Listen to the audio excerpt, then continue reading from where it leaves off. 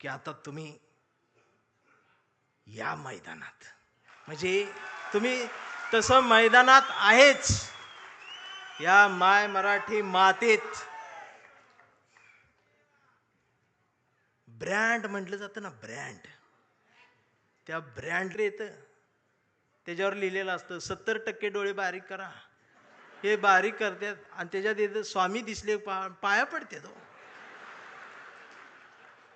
70% डोळे बारीक करून स्वामी बघणाऱ्यांची जमात वाढली साहेब. अजून 30% डोळे उघडे आहेत ना, ती सुद्धा पूर्ण बंद व्हायच्या आधी उघडा, नाहीतर खरात घरात घुसल. तोपर्यंत ह्यांना काय कळणार आहे? रात्रीचे 1:30 वाजता आमदार शिव्या देत फोन करून त्या प्रकाशकाला. मी ऐकली ती ऐकली. 8 मिनिटात 36 शिव्या आहेत.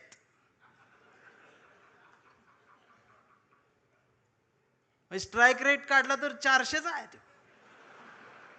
काय भविष्य कळत नाही, पण मला दिसते लवकरच तुम्ही बी सत्तेत आहे. फक्त माझी विनंती साहेब एवढीच आहे, जेवढी गेले ती त्यातलं परत यायला बघत्याल. तुमचं उपमुख्यमंत्री शिंदे साहेब सुद्धा टीव्हीवर पहिल्यांदाच नाव घेतलं, कधीच नाव घेतलं नव्हतं बुद्धाचं.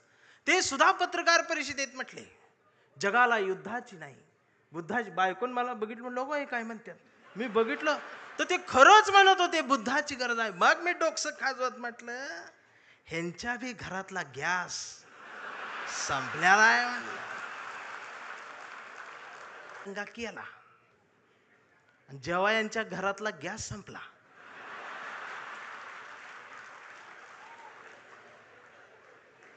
त्यावेळेला बीकॉम झालेली बायको पहिल्यांदाच चुलीजवळ आली. तिला काय लय आनंदात होतो, बायकोन 2 ड्रेस मला शिवलं होतं आणि ती काय केम्ब्रिजला बोलवलं होतं. ती बायको आमची युट्यूबला रोज केम्ब्रिज टाकून बघायची, ती मला दाखवायची इथं चहा घेऊ इथं कॉफी. म्हटलं तू लिहून ठेव, गेल्यावर करू. मी 40-50 वर्षापूर्वीचा जो शिवसैनिकाचा दरारा होता ना, तो दरारा पाहिजे मला परत मुंबईत आल्यावर. आवाज पाहिजे, त्याची नजर पाहिजे. मी जाणार होतो रावसाहेब, पण ते आनंदात होतो. मला आणि बायकोला दोघांना बोलवलं होतं. लय आनंदात होतो. बायकोन 2 ड्रेस मला शिवलं होतं आणि ती काय केम्ब्रिजला बोलवलं होतं. ती बायको आमची युट्यूबला रोज केम्ब्रिज टाकून बघायची, ती मला दाखवायची इथं चहा घेऊ इथं कॉफी. म्हटलं तू लिहून ठेव, गेल्यावर करू. मी इतका आनंदात होतो, त्या कडूनची भांडणं लागली. कुणाची? अमेरिका, इस्रायल आणि ती इराण. आणि माझा दौरा रद्द, इमानच उडत नाही म्हणे. मी अजून काळा पडलो. बर भांडणं त्यांची आणि दंगा इथं. या सोशल मीडिया बघते, बघ आता अमेरिका असं करणार, इराण असं करणार, आता ट्रम्प काय गो बसतोय का, आमचं बी गेलंय, हे आलंय ते आलंय. 15 दिवस यांनी दंगा केला आणि जेव्हा यांच्या घरातला गॅस संपला,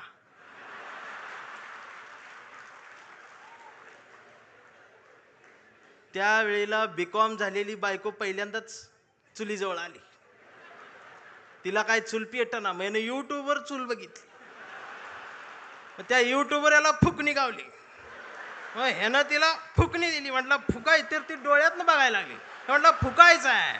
मग ती अशी फुकायला लागली, सगळा धूर गेला डोळ्यात. मग तिनं अशी फुकणी याला फेकून मारली, ह्याचा गुडगा फुटला आणि मग ही लंगडत लंगडत ती गॅसची टाकी घेऊन चौकात आला. चौकात 4 किलोमीटरची लाईन. मग दिवसभर उन्हात थांबलं. फुटाफुटान पुढं सरकत गेलं. संध्याकाळी 5 वाजता याचा नंबर आला आणि ती पुढं नंबर आल्यावर संध्याकाळी ती काउंटरवरची मुलगी म्हटली, DAC नंबर असेल तरच या, 45 दिवसानंतर बुकिंग होईल, 60 दिवसांनी मिळेल. याच्या लक्षात आलं 60 दिवस गुडगा फुटणार. त्यानं असं डोळं झाकलं, गार वाऱ्याची झुळूक आली. मग येऊ म्हटला, जगाला युद्धाची नाही, बुद्धाची गरज. कधी चुलीत लाकडं गेल्या. अहो, आमचं उपमुख्यमंत्री शिंदे साहेब सुद्धा टीव्हीवर पहिल्यांदाच नाव घेतलं, कधीच नाव घेतलं नव्हतं बुद्धाचं. ते सुद्धा पत्रकार परिषदेत म्हटले जगाला युद्धाची नाही, बुद्धाची. बायकोन मला बघितलं, म्हणलं हे काय म्हणतात. मी बघितलं तर ते खरंच म्हणत होते बुद्धाची गरज आहे. मग मी डोकसं खाजवत म्हटलं ह्यांच्या बी घरातला गॅस संपलेला आहे म्हणलं.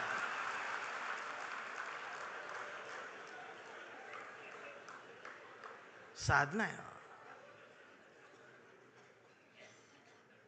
अहो काय चालले काय.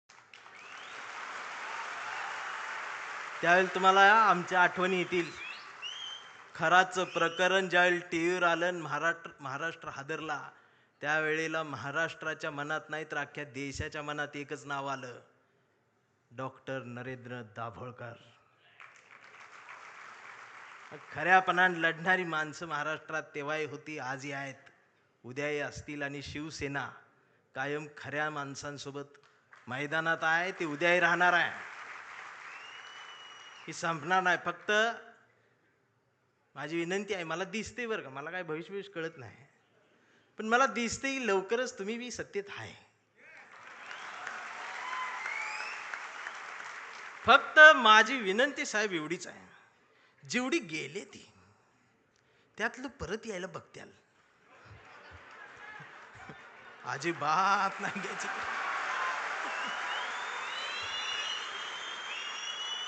पाया पडतेली येऊन. त्यांचं दुःख आहे हो, त्यांना तुम्ही शिव्या देऊ नका, मला माहित आहे. दररोज उद्घाटन करतात, दररोज सत्कार करतात, पण घरी गेल्यावर दार लावून रडतात. हे मग तर मलाच माहित आहे. दार लावून साहेबांचं नाव घेऊन रडतात. मी म्हणतोय त्यांना, मी येऊ खांदा द्यायला नको. मी काय भीत नाही, सत्तेला भीत नाही, पण मी एवढा आहे, मी माझी कविता घेऊन आलोय. पाखरांच्या चोची मधला घास व्हावी कविता, पहिला आणि शेवटचा श्वास व्हावी कविता, कोसळावेत थेंब भुईत मातीचा वास व्हावी कविता, उगवावा पिंपळ एक प्रवास व्हावी कविता, त्याच पिंपळाच्या सावलीला मानवतेचे गीत गाणारी बुद्ध व्हावी कविता, मी करावे पाखरांच्या हवाली तिला मग शुद्ध व्हावी कविता, हिंदूंच्या कंठामध्ये सलाम अलिकम सलाम व्हावी कविता, मुस्लिमांच्या भाळावरचा नाम व्हावी कविता, मंदिर मशीद बांधणाऱ्यांच्या कपाळाचा घाम व्हावी कविता, इंद्रायणीत तरलेला तुकाराम व्हावी कविता, आणि या देशाच्या मातीत विज्ञान पेरणारी अब्दुल कलाम ही व्हावी कविता. ही कविता प्रबोधनकार ठाकरेंच्या विचारांच्या वारसदारांकडूनच येऊ शकते. आमच्या लक्षात येत नाही. आम्ही कुणाजवळ जाऊन बसावं आणि कुठून उठून जावं, ह्याला ज्याला जमलं त्यालाच आयुष्य कळलं. जाणारच आहे ना एकदा तरी. काय राहणार आहे तुमचं? अख्ख्या महाराष्ट्राच्या मनावर राज्य करणारा, हृदयाच्या कप्प्यात बंद झालेला आमचा अजितदादा सारखा नेता अचानक गेलाच ना. काय नेलं सोबत? आणि दादा गेल्या दिवशी दुसऱ्या दिवशी कुटुंब शपथा घेत होतं पण मंत्रिपदाच्या. हा विनोद नाही, हा विनोद नाही, ही वेदना आहे, पर्याय नाही. काय राहते आमचं? आज कितीतरी अधिकारी भ्रष्टाचारात हे आहेत ते आहेत.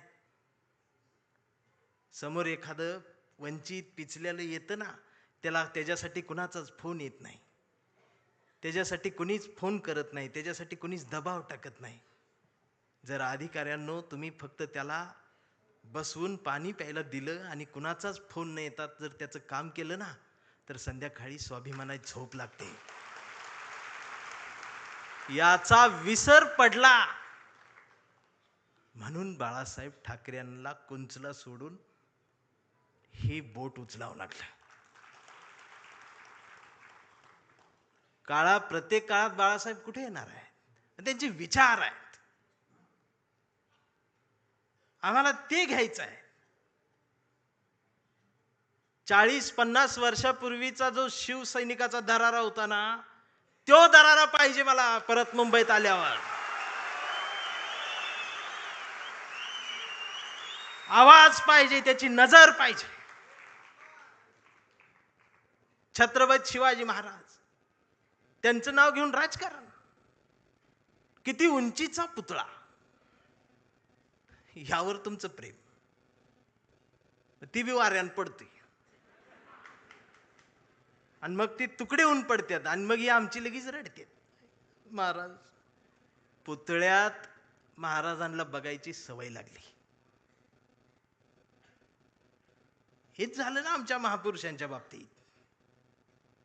अगदी 4-5 वर्षाસુધી महाराष्ट्रात सकाळ आली, शुभ शिव सकाळ, भगवा झेंडा आला असा.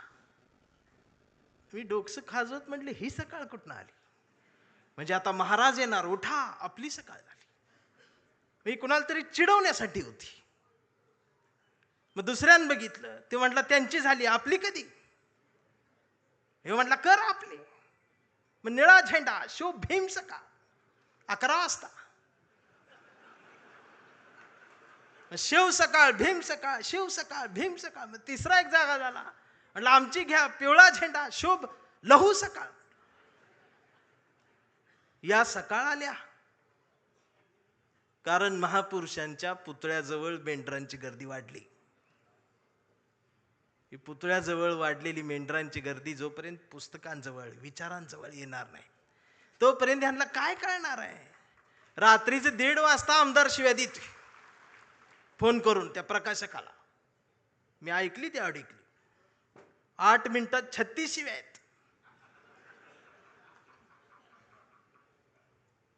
स्ट्राईक रेट काढला तर 400च आहे.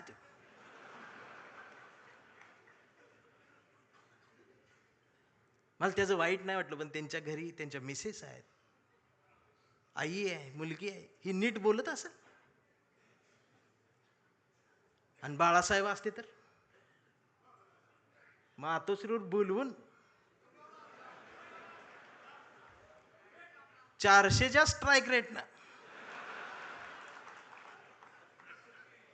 बाळासाहेब नसले काय झालं? तुमच्या मनगटात तो विचार आहे ना, तो स्वाभिमान जिवंतच ठेवा.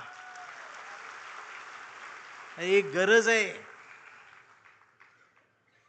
आणि खरं सांगू आदित्य दादा, गावगाड्यावर, शहराच्या चौकात, झोपड्यांमध्ये एक हुंदका आहे, एक हंबरडा आहे, जो राम कृष्ण हरी माऊली म्हणत एखाद्या नव्या ठाकरेची वाट बघत बसलाय.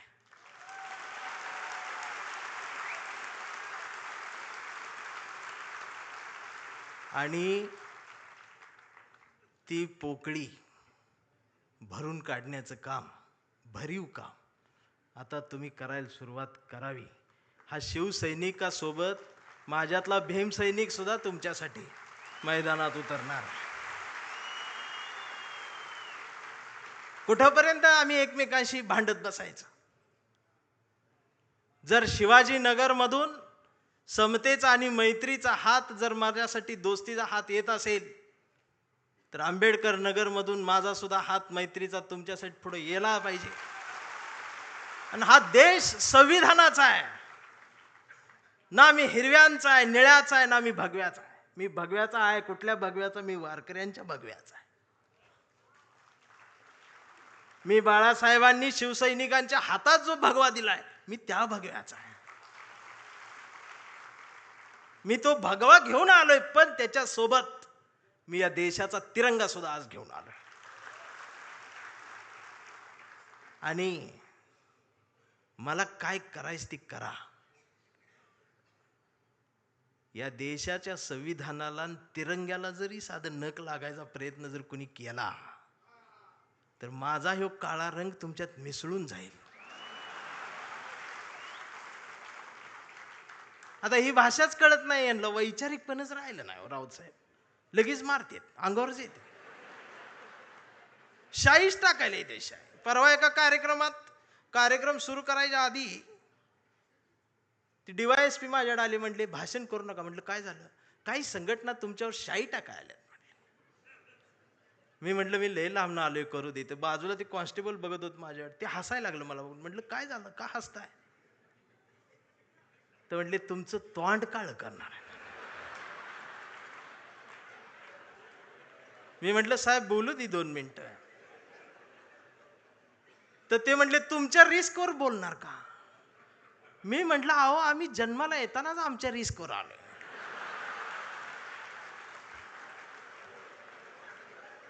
मी भाषणाची सुरुवात केली आणि म्हटलं जे कोणी शाई टाका आलेत त्यांना विनंती एवढी आहे, म्हटलं तुम्ही चुना आणा, अजून काय काळ करणार. हे जी घसरण झाली आमच्या शहाणपणाची, मी या मराठी मातीचा सांगावा घेऊन आलोय तुमच्यासाठी की तुमची गरज महाराष्ट्राला आहे. आणि महाराष्ट्र फक्त तुमचा आहे.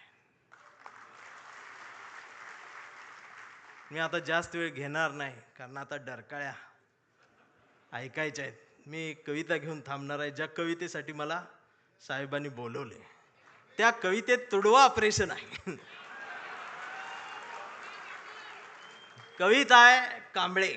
आता हा कांबळे कुठल्या एका जातीचा नाही, हा कांबळे भारतीय आहे, हा कांबळे मराठी आहे, हा कांबळे अस्मिता आहे, हा कांबळे स्वाभिमान आहे, हा कांबळे काय काय त्रास होत जातो त्याची कविता आहे.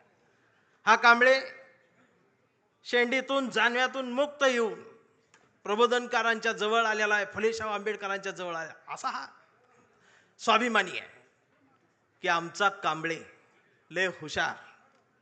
हे कधीच नाही रडला, नुसताच कांडला करून. कांबळे शाळेत गेला, मास्तरनं फळ्यावर सरस्वती काढली. कांबळे शाळेत गेला, मास्तरनं फळ्यावर सरस्वती काढली, पण कांबळेनं पाटीवर सावित्री काढली. मग मास्तरनं चिडून कांबळेला असा तुडवला, असा तुडवला, असा तुडवला, पण कांबळे नाही रडला, नुसताच कांडला करून. कांबळे वयात आला, विशीत आला, मिशीत आला, कांबळे गुलाबी झाला आणि तिच्या प्रेमात पडला. मग तिनं विचारली त्याची जात, मग तिनं विचारली त्याची जात. कांबळे म्हणाला वेडे मी माणूस, माणूस माझी जात, प्रेमात कसली आली जात. मग माणूस माझी जात म्हटल्यावर तिनं बरोबर ओळखली जात. मग तिनं बी कांबळेला असा तुडवला, असा तुडवला, पण कांबळे बी हुशार, नाही रडला, नुसताच कांडला करून. कांबळेचं लग्न ठरलं. घरचे म्हणाले मुहूर्त पहा. कांबळे म्हटला पटत नाही, प्रबोधनकार वाचा. नातेवाईक म्हणले सत्यनारायण. कांबळे म्हटला जमत नाही, फुले वाचा. भावकी म्हटली जागरण गोंधळ, बोकाट तरी कापा. कांबळे म्हटला पटतच नाही, गाडगे बाबा वाचा. मग घरच्यांनीच दार लावून कांबळेला असा तुडवला, असा तुडवला, पण कांबळे बी हुशार, नाही रडला, नुसताच कांडला. इथं कोण शाई वगैरे लावा आले का? चुना ना. मग कांबळे अशा चळवळीत आला. सगळ्या चळवळी अशा गट तट फुटून बिटून गेले. कांबळेला वाईट वाटलं. कांबळे सगळ्यांना वाटला, सगळ्यांनी एकत्रित या, एकत्रित या, देश समजून घ्या, महाराष्ट्र समजून घ्या. दिवसभर बोंबलत राहिला. मग संध्याकाळी सगळे एकत्रित आले आणि एकत्रित येऊन आपल्याच कांबळेला, आपल्याच लोकांनी असा तुडवला, असा तुडवला, पण कांबळे बी हुशार, नाही रडला, नुसताच कांडला. आणि आता कांबळे शिवसैनिक झाला.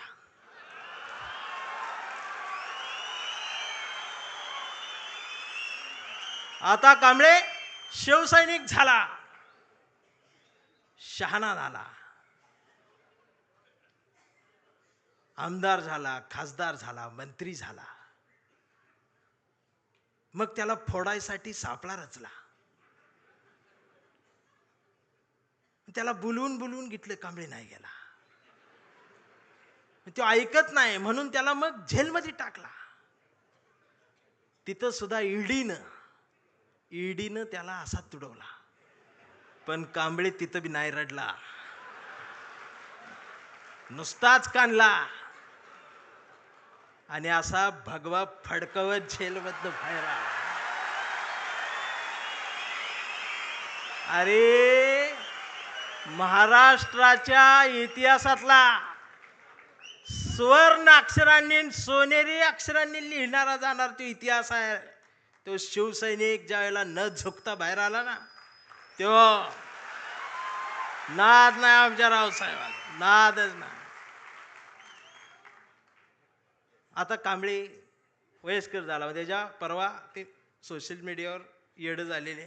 ते सोशल मीडियावर कोण आहे, निसर्ग चित्र येतं, त्याच्यावर लिहिलेलं असतं 70% डोळे बारीक करा. हे बारीक करतात आणि त्याच्यात येतं स्वामी दिसले पाया पडते. तो 70% डोळे बारीक करून स्वामी बघणाऱ्यांची जमात वाढली साहेब. अजून 30% डोळे उघडे आहेत ना, ती सुद्धा पूर्ण बंद व्हायच्या आधी उघडा, नाहीतर खरात घरात घुसल. आणि असं बोलल्यावर मला मारती. परवा कांबळेच्या मुलानं मोबाईल बघत अर्धा डोळा बारीक करत कांबळेला विचारलं, डॅडा महाराष्ट्र म्हणजे काय डॅडा? स्वाभिमान म्हणजे काय डॅडा? प्रबोधनकार ठाकरे कोण होते डॅडा? फुले शाहू आंबेडकर कोण डॅडा? आणि शिवाजी महाराज खरंच जन्माला आले होते डॅडा? आता मात्र कांबळे पेटला. अरार म्हटला, गावभर पेरलं आणि घरातच नाही उगवलं. म्हणून त्यानं दार लावून पोरालाच असा तुडवला. पण चिरंजीव कांबळे हुशार, तो पण नाही रडला, तो दोनदा काढला करून. मग याच्या लक्षात आलं डीएनए मधनं ही डबल जात, विचार ही स्वाभिमानातनच द्यायला लागत असतात. आणि आता कांबळे वेडा झालाय. कांबळे वेड्यांच्या दवाखान्यात आहे. व्यवस्थेने त्याला वेडा ठरवलंय. कांबळे वेड्यासारखं स्वाभिमान म्हणतो, कांबळे वेड्यासारखं निष्ठा म्हणतो, कांबळे वेड्यासारखं संघटन म्हणतो, कांबळे वेड्यासारखं मराठी म्हणतो, कांबळे वेड्यासारखं भारत म्हणतो, कांबळे वेड्यासारखं शिवराय ते भीमराय सांगतो. पण डॉक्टर सुद्धा कांबळेला शॉक देऊन तुडवतायत. पण कांबळे नाही रडत, तो नुसताच कंथी करून. हा कांबळे जोपर्यंत जिवंत आहे तोपर्यंत शिवसेना जिवंत राहणार आहे.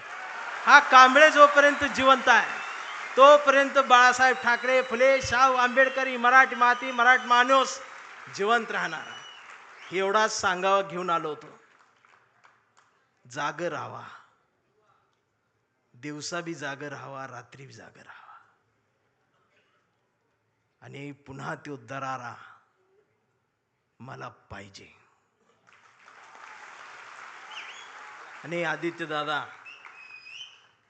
माझ्या कवठीमंकाळच्या मातीचं तुम्हाला सांगणं आहे की आता तुम्ही या मैदानात, म्हणजे तुम्ही तसं मैदानात आहेच, या माय मराठी मातीत ब्रँड म्हटलं जातं ना, ब्रँड, त्या ब्रँडला म्हणते शिवसैनिक, ओरिजिनल शिवसैनिक. थांबताना एवढंच म्हणेन, आभारांचे भार कशाला, सत्तेचे हार कशाला, मनात एक घरटं बांधूया या शिवसेनेचं, या शिवसेनेच्या घरट्याला दार कशाला, झुळझुळत्या या बाळासाहेबांच्या झऱ्याला आपल्याही स्वाभिमानाचं पाणी देत राहूया. मिनमिनत्या या मासाहेबांच्या हृदयाच्या दिव्याला आपल्याही जगण्याचा उजेड देत राहूया. आणि जोपर्यंत ठाकरे घराणं आमच्या मनाला साथ घालत राहील त्याला आयुष्यभर असाच प्रतिसाद देत राहूया. मी राऊत साहेबांच्या स्वाभिमानाला वंदन करतो. तुमच्या सर्व शिवसैनिकांना मनापासून जय महाराष्ट्र करतो. थांबताना हुंदका दाटून येतोय.